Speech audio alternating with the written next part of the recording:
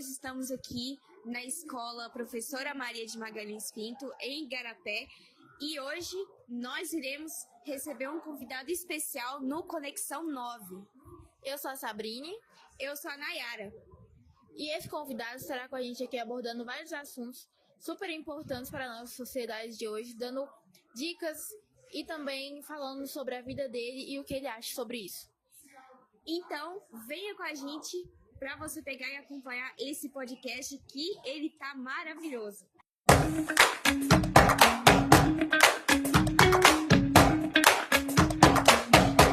Olá, gente, bom dia, tudo bem? Somos aqui da Conexão 9, estamos aqui com o nosso entrevistado Júnior, nosso professor de filosofia da Escola Estadual Magalhães. Tá ótimo. Olá, tudo bem? Então, Júnior, qual que vai ser a pauta? Nós iremos abordar coisas relacionadas à família, ao governo e à política, e como que eles estão entrelaçados e como também eles têm, né, influência um com o outro. Vamos começar falando sobre família. Qual que é o seu conceito de família? Nossa, o meu conceito de família, eu costumo dizer o seguinte, os meus conceitos e as minhas ideias são muito vagabundos em relação àquilo que a gente tem de teoria e em relação daquilo que a gente pode pensar a partir de pesquisas, a partir de outros autores que conseguem dar uma contribuição muito maior para a nossa conversa aqui do que as minhas ideias e as minhas opiniões. Então, vamos pensar o seguinte, vamos tentar aqui falar sobre família a partir de uma perspectiva de uma construção sociológica, a partir de uma perspectiva de uma construção histórica.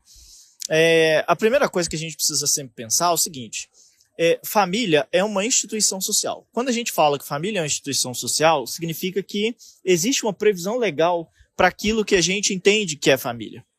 Só que a gente precisa compreender que se família é uma instituição social que tem uma previsibilidade legal, significa também dizer que ela é uma construção humana.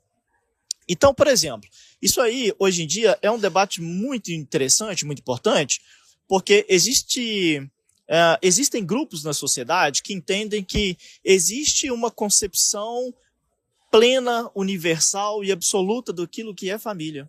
E, na verdade, o conceito de família é um conceito que é dinâmico. Ele é um conceito que vai depender do nosso momento histórico, é um conceito que vai depender das nossas relações sociais como um todo, é um conceito que vai depender das nossas relações econômicas, e existem pesquisas nesse sentido que vão relacionar muito bem a ideia de família ao modo de produção econômica, né, que existe em determinada sociedade.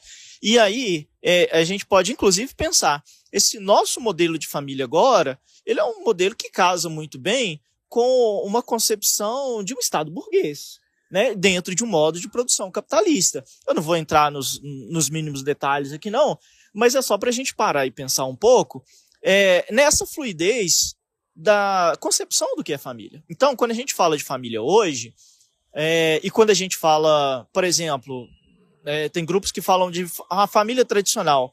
A família tradicional, como se fosse algo que sempre existiu, que sempre foi assim, me parece ser um pensamento bastante equivocado.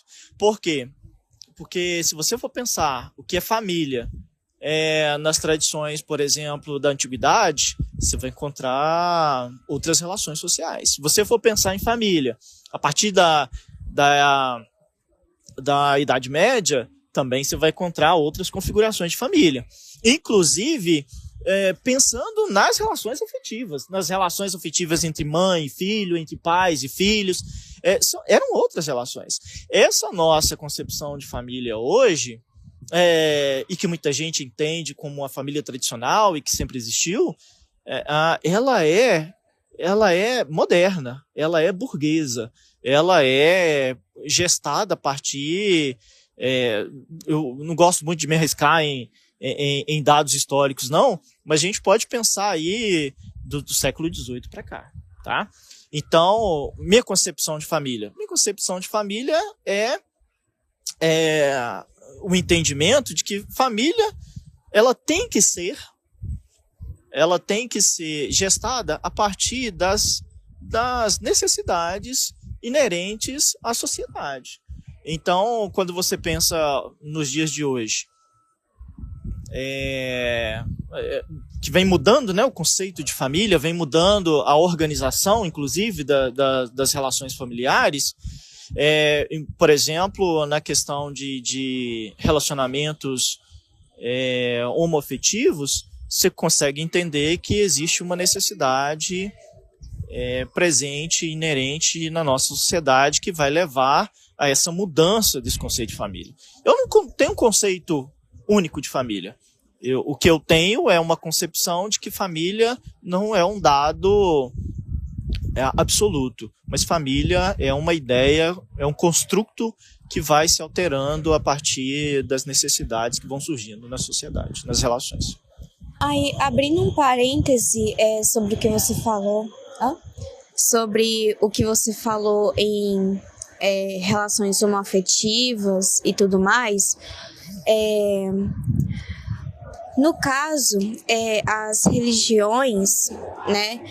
Vamos aqui entrar em pauta sobre a igreja católica, o que você falou, né, sobre antigamente e tudo mais. O que você acha sobre as igrejas de antigamente, sobre como elas interferiam na vida das pessoas, das famílias? O que você tem a dizer sobre? Então, se você for agora juntando uma coisa com a outra, né? Família e a questão da religião. O que a gente precisa pensar é o seguinte, que a religião, ela tem os seus códigos de conduta, o seu código de moralidade, e ela tem uma concepção de mundo que trabalha a partir de uma ideia de verdade. E uma ideia de verdade que se você for pensar no cristianismo, abrangendo, inclusive, mais aí a sua perspectiva, porque você falou de igreja católica, mas se a gente for pensar no cristianismo como um todo, e principalmente nessas religiões monoteístas, né, abarcando também o islamismo e o judaísmo, são religiões que conservam na sua base um aspecto de moralidade que ele é muito forte, ele é muito influente. Então, uma religião que trabalha com moralidade é uma religião que vai trabalhar com uma noção muito forte daquilo que é certo e daquilo que é errado, né? Então, para essas religiões, existe um conceito de família que está pautado nessa perspectiva, daquilo que é esse modelo correto de família, né, e aquilo que não é o modelo correto de família. Isso, de um certo ponto, a princípio, é positivo. Não é ruim, não. O problema é quando a gente passa quando eu, que sou cristão, por exemplo, eu passo a entender que a minha concepção moral daquilo que é família tem que servir para todo mundo. Então, é importante salientar isso.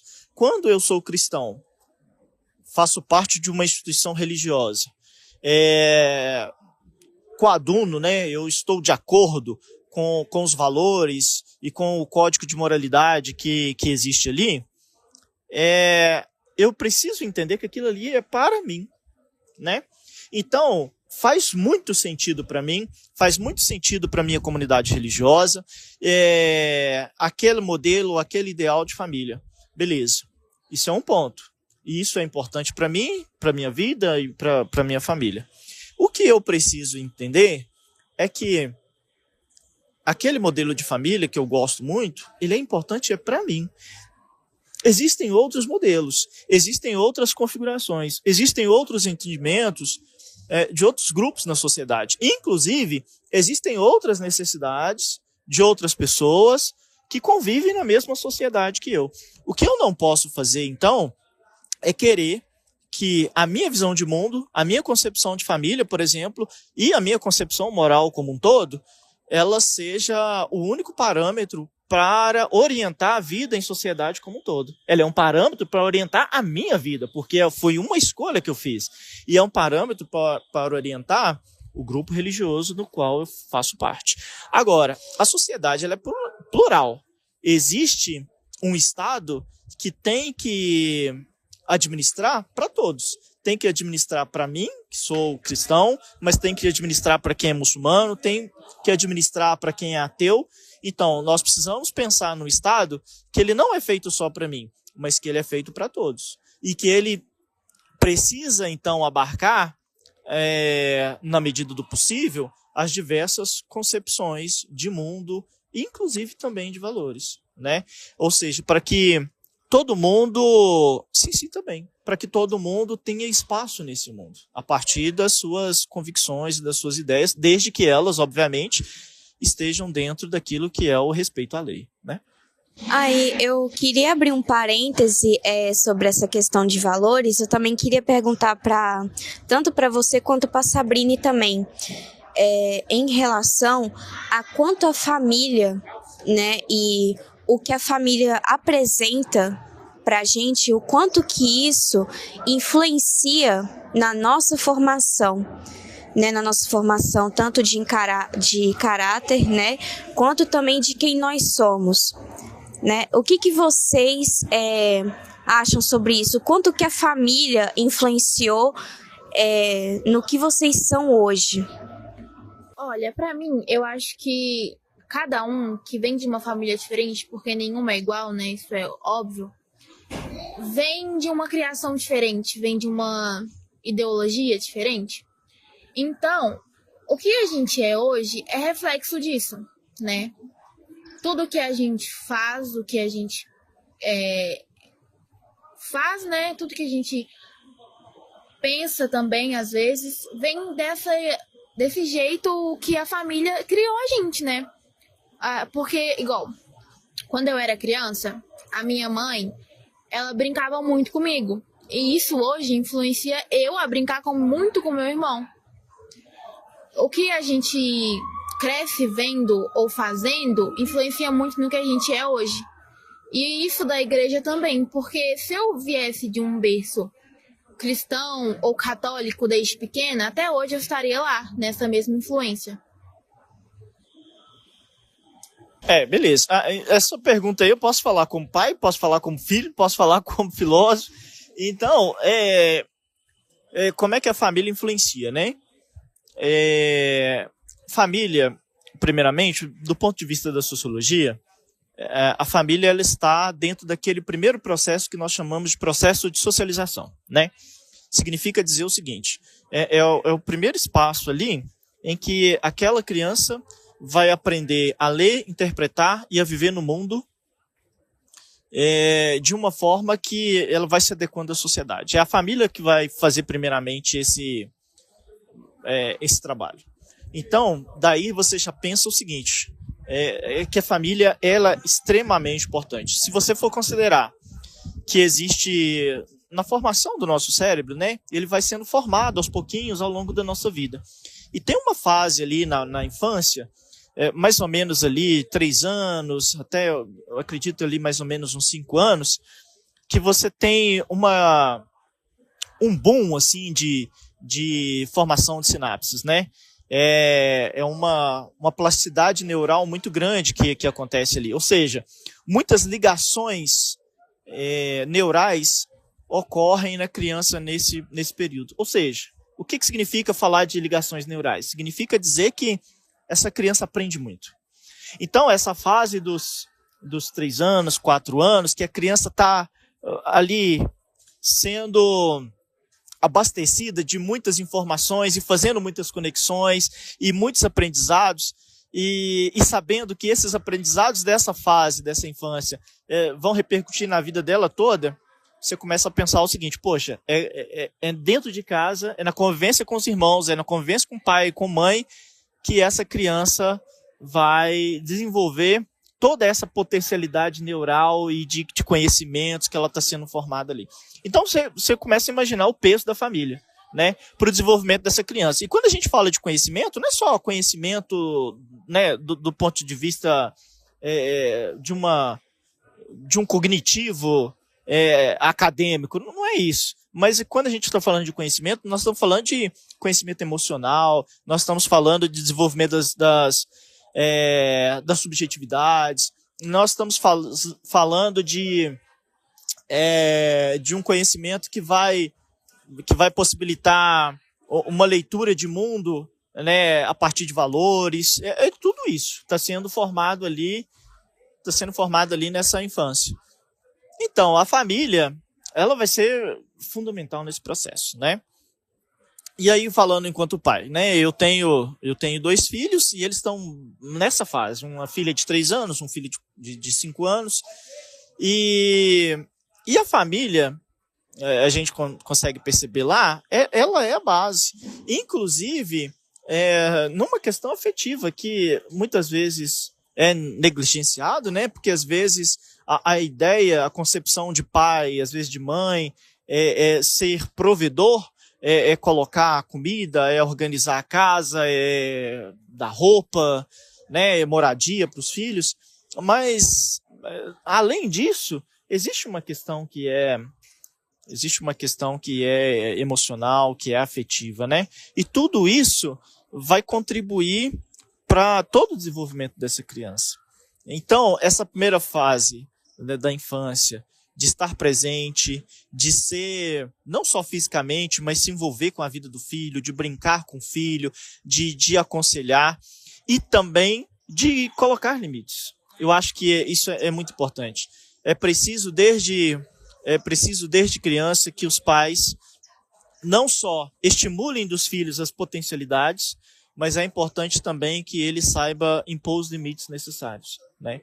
Nós estamos vivendo uma sociedade em que, no senso comum, se reclama muito de, não, existe uma geração aí muito sem limite, muitas vezes sem noção das coisas e tal. Mas tudo isso tem a ver lá com essa primeira infância, sabe?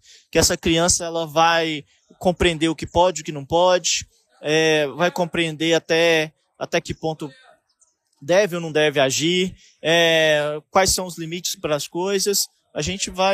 Tudo isso vai sendo formado nessa convivência, né? Mas precisa ser uma convivência que é afetiva, precisa ser uma convivência pautada no amor, no carinho, na atenção, no cuidado, né? Então, a família, tudo é importante isso. E graças a Deus, eu tive uma família de um pai muito honesto, muito correto, muito presente, muito amoroso, e de uma mãe também, né?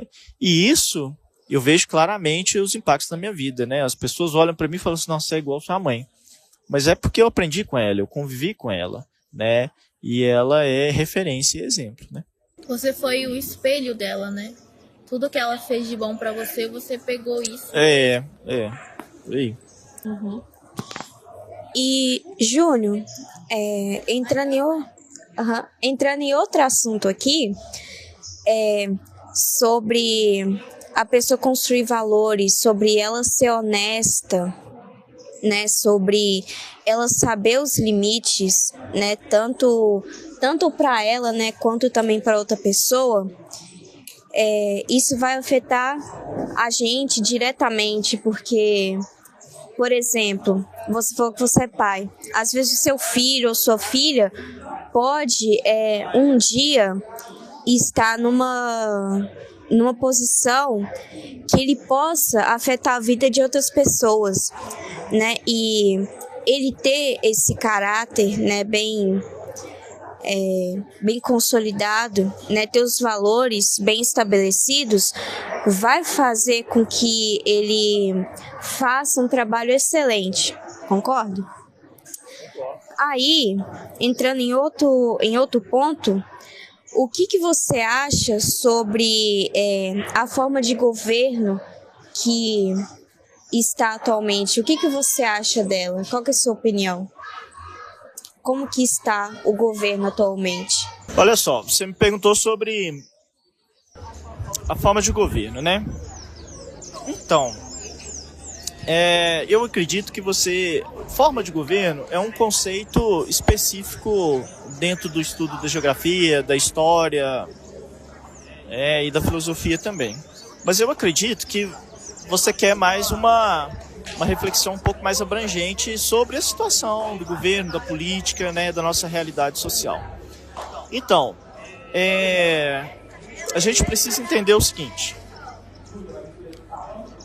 existem várias formas da administração das nossas cidades, dos nossos estados.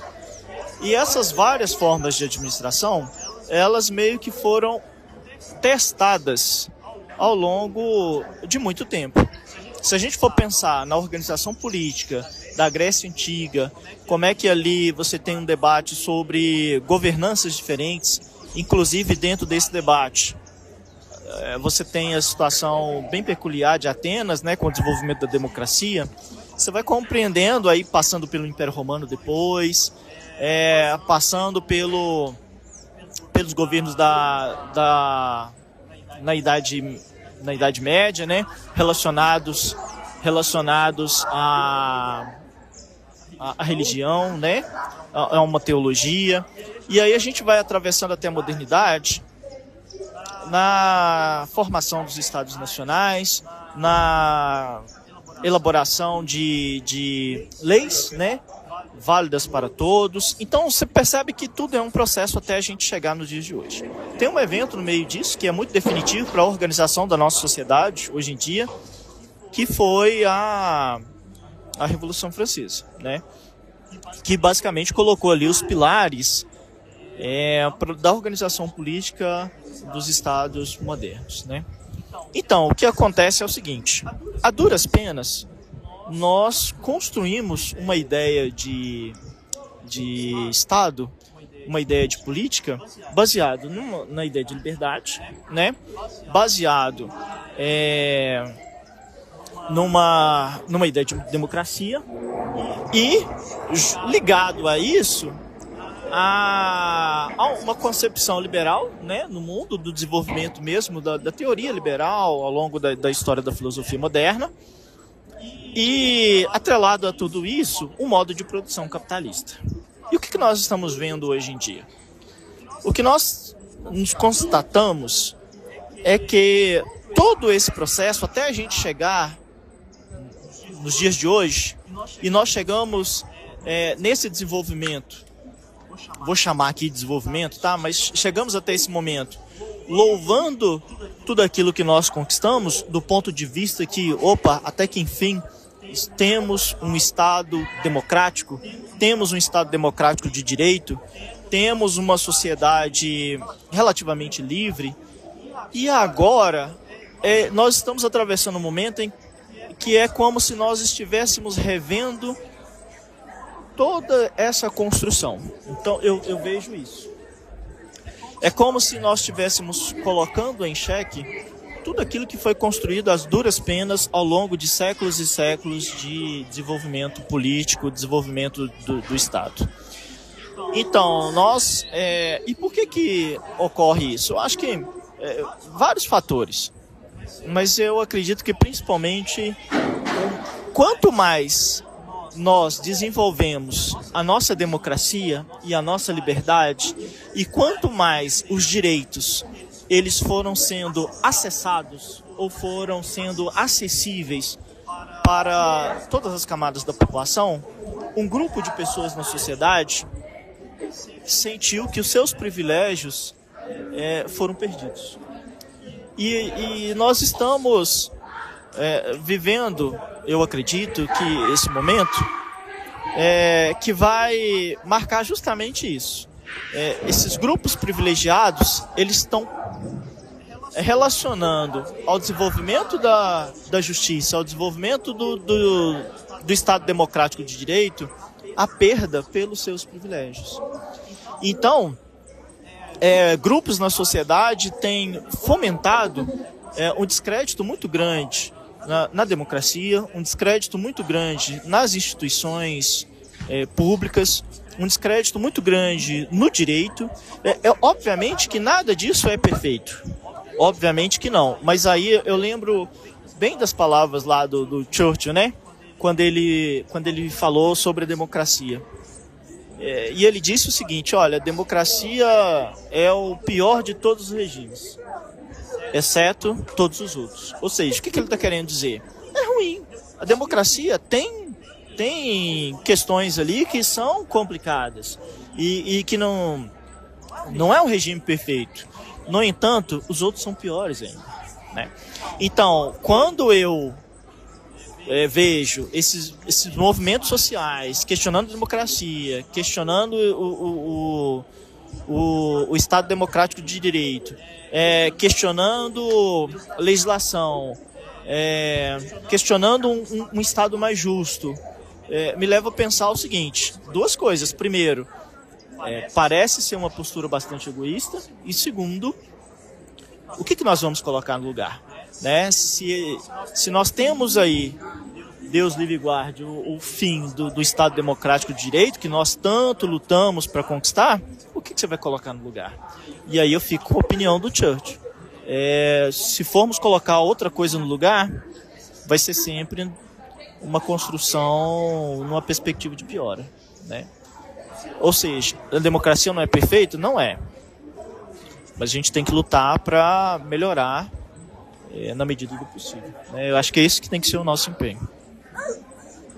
Aí, sobre o que você falou sobre lutar, né?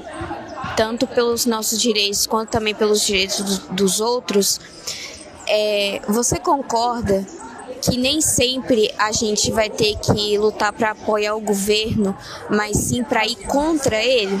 Porque nem sempre o governo ele faz aquilo o que seria benéfico para nós cidadãos. Você concorda, Sabrina? Concordo. Nem sempre é uma coisa boa pra gente. Às vezes eles estão querendo se beneficiar eles próprios, né? Igual, o poder beneficia o poder, né? É um termo que hoje em dia é o mais comum, né? Que quem tá no poder usa o poder pra sua própria... esqueci a palavra. Benefício. Isso, pelo seu próprio benefício, né? Eles usam para aquilo que eles querem, para aquilo que eles precisam, para aquilo que eles acham certo. Aqui, eu acho assim, tem algumas coisas que nós precisamos pensar bem. Nós vivemos numa democracia que é representativa. Quando você coloca alguém lá no poder, e eu acho que a gente dá pouca importância para o legislativo, né? Porque nós escolhemos aqui os cargos, né, de administrativos, né, que são aqui, por exemplo, na cidade o prefeito, no estado, né, o governador, e para o Estado Federal o presidente da República. Mas nós esquecemos daqueles que são os legisladores, né? Nós esquecemos dos senadores, dos deputados, né, dos vereadores, e me parece que tem, nos últimos anos, tornado muito evidente o papel que esse grupo de políticos ocupa na sociedade, e esse papel é um papel muito importante, né?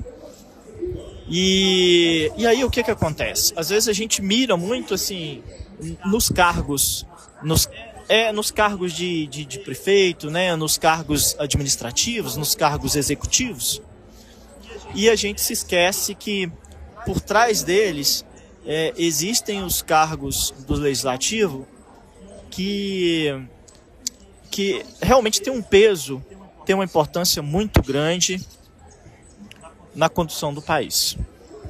Então, a primeira coisa é isso. A segunda coisa é que esse pessoal todo está lá para nos representar. Isso que é uma democracia representativa. Eu escolho alguém para me representar. Representar minhas ideias, representar meus valores, representar, né, as minhas convicções, representar ali, me representar diante das minhas necessidades.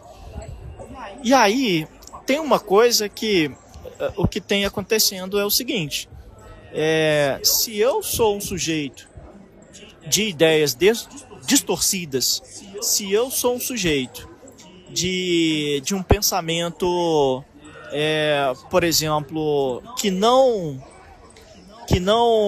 é condizente com ideais mais republicanos e com conceitos mais fortalecidos da democracia, eu também vou acabar elegendo pessoas para me representar que vão estar de acordo com as minhas ideias. Então, assim, a gente chega, por exemplo, na situação atual, de, no sistema democrático, eleger representantes para lutar contra o sistema democrático. Então, nesse sentido, de lutar contra o governo, eu acho que, de uma forma ou de outra, está todo mundo lutando contra o governo nesse modelo, modelo não, porque modelo não é bem a palavra, nessa situação que nós estamos vivendo, porque nessa sociedade polarizada, você tem grupos que elegem lá os seus representantes, outro grupo que elege seus representantes, e no final das contas, então, como esses grupos estão com muita dificuldade de conversar, muita dificuldade de dialogar, e um dos pressupostos da democracia é o diálogo, é o debate, é a conversa, e é o que está faltando muito no nosso país, mas não é só no nosso país, é um evento global, tá? É um fenômeno global. O que acontece é o seguinte: como não há diálogo, o que existe é o embate. Então você tem grupos na sociedade brigando com alguns grupos de representantes políticos, outros grupos na sociedade brigando com outros grupos de representantes políticos, e acaba que todo mundo está brigando com todo mundo e a gente está numa situação de pouco diálogo. O que nós precisamos entender também é que ninguém está acima da Constituição. Quando a gente fala de brigar, talvez a melhor forma da gente brigar seja entender que é preciso fortalecer a democracia. Essa precisa ser, se a nossa briga quer ser legítima e justa contra qualquer representante político nosso, a primeira coisa que nós precisamos ter para garantir a legitimidade da nossa luta, é que a luta precisa fortalecer a democracia. Então esse é o primeiro ponto. Então qualquer luta contra qualquer representante político que vá contra a democracia ou que vá minar os poderes democráticos, essa luta ela é injusta e é ilegítima. Tá? Então esse é o primeiro ponto. O segundo ponto é que dentro desse processo de luta e de organização, é sempre importante a gente pensar o seguinte: eu preciso construir uma sociedade que não seja só para mim. Eu preciso construir uma sociedade que seja para todos. E aí é que, na minha luta, eu preciso entender o seguinte: a luta é para que, na perspectiva de uma sociedade que seja para todos, para que os governantes sejam cumpridores da lei, sejam cumpridores de uma Constituição. E uma Constituição que é para todos. Uma Constituição que está ali para proteger a todos, inclusive com prioridade para aquelas pessoas mais vulneráveis na sociedade. Então, a luta legítima, ela tem que considerar a defesa da democracia. Se eu vou lutar contra o governante, é para que ele seja cada vez mais democrático, é assim que a minha luta é legítima, e para que ele seja um cumpridor da Constituição, um cumpridor da lei. Uma luta que vá contra os processos democráticos, contra uma sociedade mais justa e contra o descumprimento da Constituição, essa luta ela está muito longe de ser justa e de ser legítima. Né? Essa é a questão. Nara, acabou, tá bom. Beleza? Calma, vai aí que eu vou encerrar. Gente, então, muito obrigada, Júnior, pela sua Valeu, participação gente, aqui obrigado. hoje. Nós somos